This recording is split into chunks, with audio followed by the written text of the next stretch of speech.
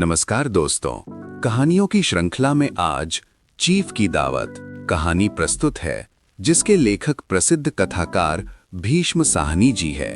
भीष्म साहनी जी की मानव मूल्य प्रेरक, संवेदना युक्त, यथार्थ सामाजिक चित्रण पर आधारित कहानी निश्चित ही आपके हृदय को स्पर्श करेंगी। अगर आपको प्रस्तुत ये कहानी अच्छी लगे तो मेरे चैनल को लाइक एवं सब्सक्राइब करके मेरा उत्साहवर्धन अवश्य करें। कहानी कुछ इस प्रकार है। आज मिस्टर श्यामनाथ के घर चीफ की दावत थी। श्यामनाथ और उनकी धर्मपत्नी को पसीना पोंछने की फुर्सत न थी।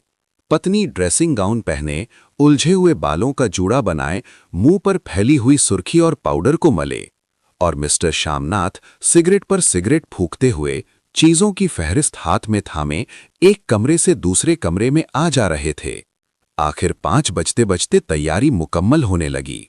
कुर्सियां, मेज, तिपाइयां, नैपकिन, फूल सब बरामदे में पहुंच गए। ड्रिंक का इंतजाम बैठक में कर दिया गया। अब घर का फालतू सामान अलमारियों के पीछे और पलंगों के नीचे छिपाया जाने लगा। तभी मिस्टर श्यामनाथ के सामने सहसा एक अड़चन खड़ी हो गई। मां का क्या होगा? इस बात की ओर न उनका और न उनकी कुशल गृहिणी का ध्यान गया था। मिस्टर श्यामनाथ श्रीमती की ओर घूमकर अंग्रेजी में बोले, मां का क्या होगा? श्रीमती काम करते करते ठहर गईं और थोड़ी देर तक सोचने के बाद बोली, इन्हें पिछवाड़े इनकी सहेली के घर भेज दो, रात भर बेशक वहीं रहें, कल आ जाएं। श्यामनाथ सिगरेट मुंह में रखे सिकुड़ी आंखों से श्रीमती के चेहरे की ओर देखते हुए पल भर सोचते रहे। फिर सिर हिलाकर बोले, नहीं, मैं नहीं चाहता कि उस बुढ़िया का आना जाना यहां फिर से शुरू हो।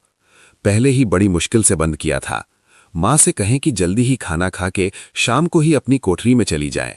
मेहमान कहीं 8 बजे आएंगे, इससे पहले ही अपने काम से निपट लें। सुझाव ठीक था, दोनों को पसंद आया। मगर फिर सहसा श्रीमती बोल उठीं, जो वो सो गईं और नींद में खर्राटे लेने लगीं तो साथ ही तो बरामदा है जहां लोग खाना खाएंगे। तो इन्हें कह देंगे कि अंदर से दरवाजा बंद कर लें, मैं बाहर से ताला लगा दूंगा। या मां को कह देता हूं कि अंदर जाकर सोए नहीं, बैठी रहे, और क्या। और जो सो गई तो डिनर का क्या मालूम कब तक चले, 11-11 बजे तक तो तुम ड्रिंक ही करते रहते हो। श्यामनाथ कुछ खींच उठे, हाथ झटकते हुए बोले, अच्छी भली ये भाई के पास जा रही थी, तुमने यूं ही खुद अच्छा बनने के लिए बीच में टांग अड़ा दी। वाह, तुम मां और बेटे की बातों में मैं क्यों बुरी बनूं? तुम जानो और वो जाने। मिस्टर श्यामनाथ चुप रहे। ये मौका बहस का नहीं था, समस्या का हल ढूंढने का था। उन्होंने घूमकर मां की कोठरी की ओर देखा। कोठरी का दरवाजा बरामदे में खुलता था। बरामदे की ओर देखते हुए झट से बोले, मैंने सोच लिया है। और उन्हीं कदमों मां की कोठरी के बाहर जा खड़े हुए। मां दीवार के साथ एक चौकी पर बैठी, दुपट्टे में मुंह सिर लपेटे माला जप रही थीं। सुबह से तैयारी देखते हुए मां का भी दिल धड़क रहा था। बेटे के दफ्तर का बड़ा साहब घर पर आ रहा है, सारा काम सुविधे से चल जाए। मां, आज तुम खाना जल्दी खा लेना, मेहमान लोग 7:30 बजे आ जाएंगे। मां ने धीरे से मुंह पर से दुपट्टा हटाया और बेटे को देखते हुए कहा, आज मुझे खाना नहीं खाना है बेटा, तुम जो जानते हो मांस मछली बने तो मैं कुछ नहीं खाती। जैसे भी हो अपने काम से जल्दी निपट लेना। अच्छा बेटा। और मां, हम लोग पहले बैठक में बैठेंगे, उतनी देर तुम यहां बरामदे में बैठना।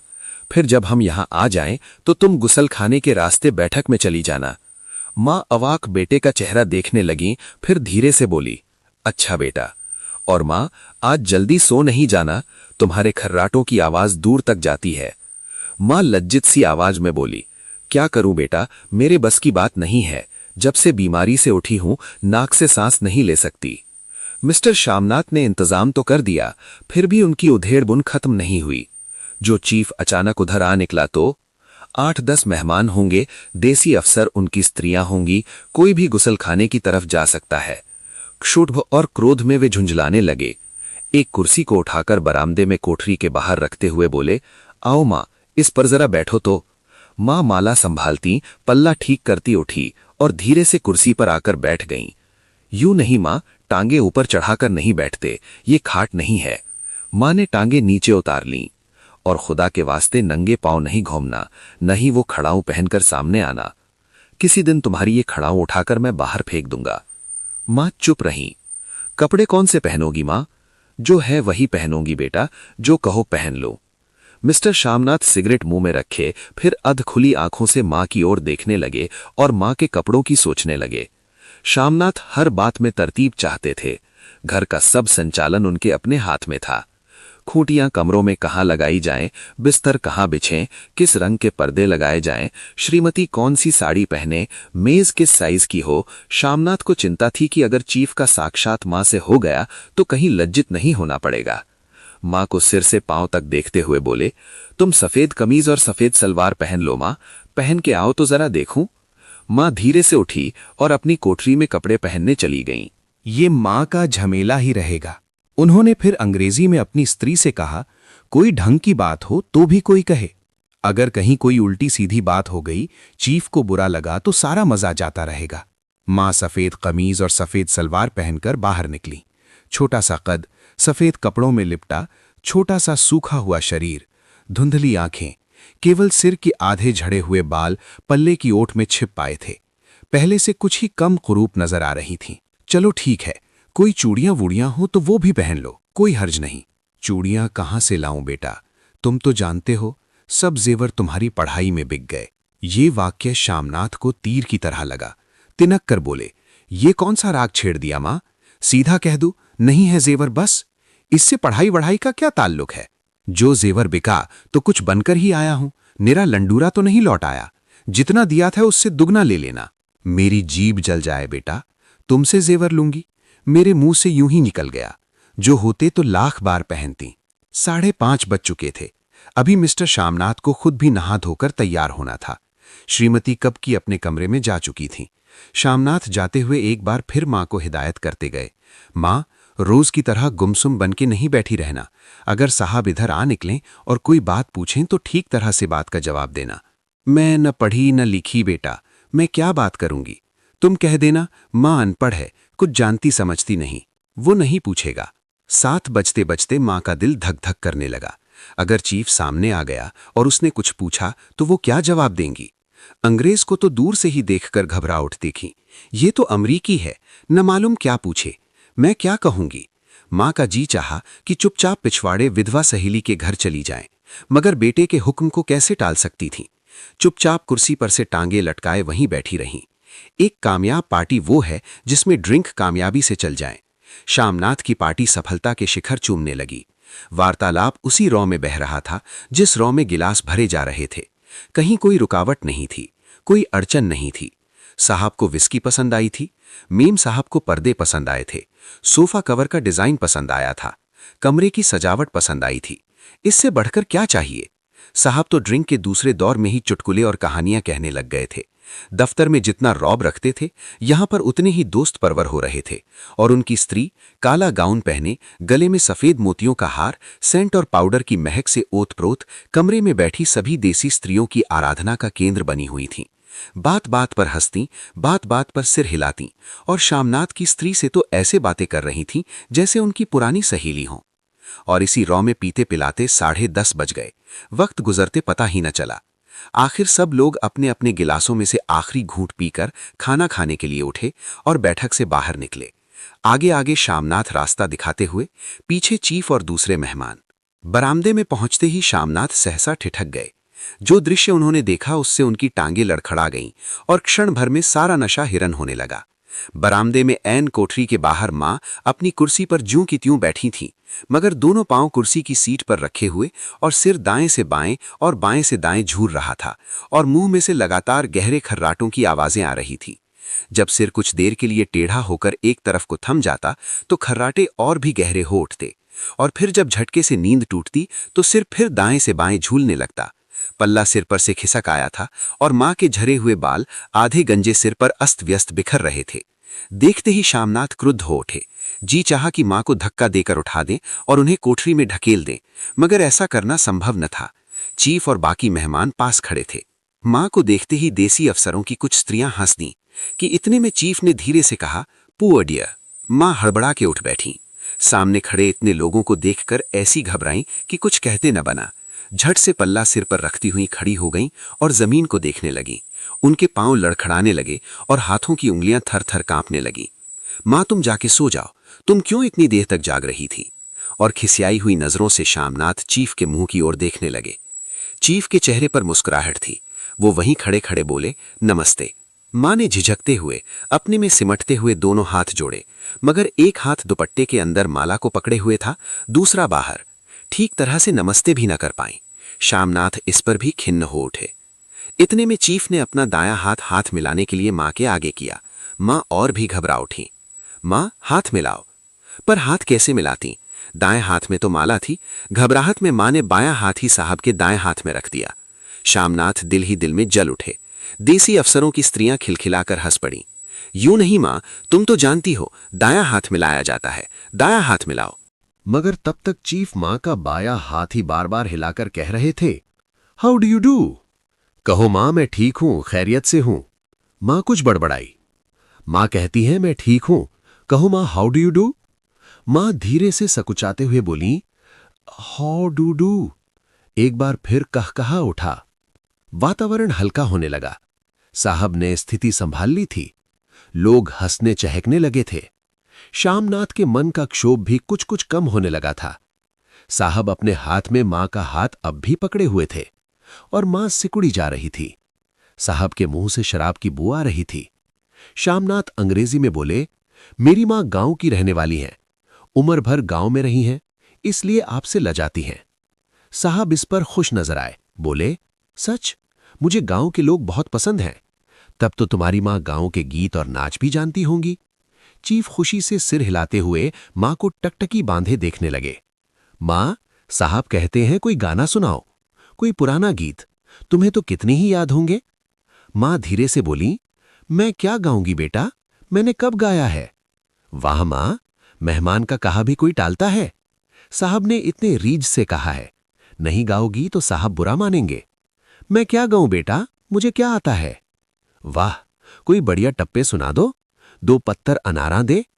देसी अफसर और उनकी स्त्रियों ने इस सुझाव पर तालियां पीटीं। मां कभी दीन दृष्टि से बेटे के चेहरे को देखती, कभी पास खड़ी बहू के चेहरे को। इतने में बेटे ने गंभीर आदेश भरे लिहाज में कहा, मां। इसके बाद हां या ना सवाल ही न उठता था। मां बैठ गईं और क्षीण दुर्बल लरसती आवाज में एक पुराना विवाह का गीत गाने लगीं। हरियाणी माए हरियाणी भैणे, हरियाते भागी भरिया है। देसी स्त्रियां खिलखिला के हंस उठीं। 3 पंक्तियां गा के मां चुप हो गईं। बरामदा तालियों से गूंज उठा। साहब तालियां पीटना बंद ही न करते थे। शामनाथ की खीज प्रसन्नता और गर्व में बदल उठी थी। मां ने पार्टी में नया रंग भर दिया था। तालियां थमने पर साहब बोले, पंजाब के गांव की दस्तकारी क्या है? शामनाथ खुशी में झूम रहे थे। बोले, ओह बहुत कुछ साहब, मैं आपको एक सेट उन चीजों का भेंट करूंगा, आप उन्हें देखकर खुश होंगे। मगर साहब ने सिर हिलाकर अंग्रेजी में फिर पूछा, नहीं, मैं दुकानों की चीज नहीं मांगता। पंजाबियों के घरों में क्या बनता है? औरतें खुद क्या बनाती हैं? शामनाथ कुछ सोचते हुए बोले, लड़कियां गुड़िया बनाती हैं और फुलकारियां बनाती हैं। फुलकारी क्या? शामनाथ फुलकारी का मतलब समझाने की असफल चेष्टा करने के बाद मां को बोले, क्यों मां, कोई पुरानी फुलकारी घर में है? मां चुपचाप अंदर गईं और अपनी पुरानी फुलकारी उठा लाईं। साहब बड़ी रुचि से फुलकारी देखने लगे। पुरानी फुलकारी थी। जगह जगह से उसके तागे टूट रहे थे और कपड़ा फटने लगा था। साहब की रुचि को देखकर शामनाथ बोले, ये फटी हुई है साहब, मैं आपको नई बनवा दूंगा। मां बना देंगी। क्यों मां, साहब को फुलकारी बहुत पसंद है, इन्हें ऐसी ही एक फुलकारी बना दोगी ना? मां चुप रही। फिर डरते डरते धीरे से बोली, अब मेरी नजर कहाँ है बेटा, बूढ़ी आंखें क्या देखेंगी? मगर मां का वाक्य बीच में ही तोड़ते हुए शामनाथ साहब को बोले, वो जरूर बना देंगी, आप उसे देखकर खुश होंगे। साहब ने सिर हिलाया, धन्यवाद किया और हल्के हल्के झूमते हुए खाने की मेज की ओर बढ़ गए। बाकी मेहमान भी उनके पीछे पीछे हो लिए। जब मेहमान बैठ गए और मां पर से सबकी आंखें हट गईं, तो मां धीरे से कुर्सी पर से उठी और सबसे नजरें बचाती हुई अपनी कोठरी में चली गईं। मगर कोठरी में बैठने की देर थी कि आंखों में छल छल आंसू बहने लगे। वो दुपट्टे से बार बार उन्हें पहुंचती, पर वो बार बार उमड़ आते, जैसे बरसों का बांध तोड़कर उमड़ आए हों। मां ने बहुतेरा दिल को समझाया, हाथ जोड़े, भगवान का नाम लिया, बेटे के चिरायु होने की प्रार्थना की, बार बार आंखें बंद की, मगर आंसू बरसात के पानी की तरह जैसे थमने में ही ना आते थे। आधी रात का वक्त होगा।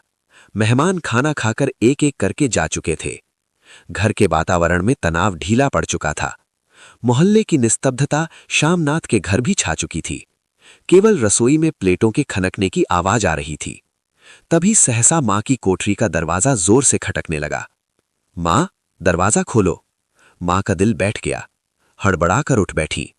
क्या मुझसे फिर कोई भूल हो गई? मां कितनी देर से अपने आप को कोस रही थी कि क्यों उन्हें नींद आ गई, क्यों वो ऊँघने लगी। क्या बेटे ने अभी तक क्षमा नहीं किया? मां उठी और कांपते हाथों से दरवाजा खोल दिया। दरवाजे खुलते ही शामनाथ झूमते हुए आगे बढ़ाए और मां को आलिंगन में भर लिया।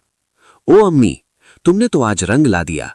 साहब तुमसे इतना खुश हुआ कि क्या कहूं। ओ अम्मी, अम्मी। मां की छोटी सी काया सिमटकर बेटे के आलिंगन में छिप गई। मां की आंखों में फिर आंसू आ गए।